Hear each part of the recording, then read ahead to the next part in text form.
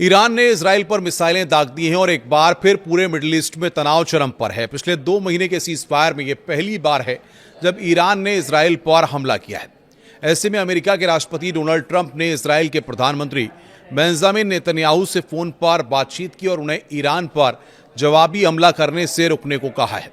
इधर CNN की जो रिपोर्ट के अनुसार जानकारी निकलकर सामने आई है कि एक अमेरिकी अधिकारी ने यह जानकारी दी है कि ट्रंप की ओर से उठाए गए इस कदम का मकसद क्षेत्र में बढ़ते तनाव के बीच कूटनीति यानी कि डिप्लोमेसी की कोशिशों को बचाना बताया गया है। ट्रंप ने नेतन्याहू को चेतावनी दी है कि हालात और बिगड़ने से बचना चाहिए। या उन्होंने ये भी कहा कि उनका मानना है कि ईरान के साथ समझौता बहुत करीब है। ये कॉल तब हुई है जब इजरायली सेना ने कहा है कि उसने ईरान से दागी गई कई मिसाइलों को रोक लिया है। ट्रंप ने नेतन्याहू से क्या क्या कहा वो हम आपको बताएंगे। अमेरिकी मीडिया आउटलेट एक्सियोस ने बताया कि ईरान के हमले के बाद उसके बाद ट्रंप ने नेतन्याहू से बातचीत की है। उनका मकसद था कि दोनों देशों के बीच नया तनाव न बढ़े और शांति समझौता खराब न हो। ट्रंप ने ईरान से भी कहा है कि ये बातचीत की मेज पर वापस आएं। ट्रंप ने फॉक्स न्यूज से कहा कि हम समझौते के बहुत करीब हैं।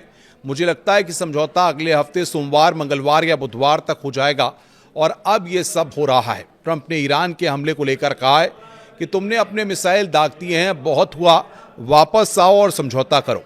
उन्होंने कहा है कि दोनों ने अपना हमला कर लिया है, अब हमें और नहीं चाहिए। इजराइल ने हमला किया और ईरान ने हमला किया है। वहीं फाइनेंशियल टाइम्स से बातचीत करते हुए ट्रंप ने कहा है कि अगर अमेरिका और ईरान के बीच कोई समझौता होता है तो नेतन्याहू को उसे मानना पड़ेगा। उन्होंने कहा कि नेतन्याहू के पास कोई विकल्प नहीं होगा और ये भी कहा है कि वो मानते हैं कि असली फैसला अमेरिका ही करता है। इस बार ट्रंप ने नहीं की गाली गलौज। अधिकारियों के अनुसार भले पिछले हफ्ते ट्रंप और नेतन्याहू की बातचीत काफी तीखी थी, लेकिन रविवार की बातचीत में वैसी गाली गलौज या तीखी बहस देखने को नहीं मिली।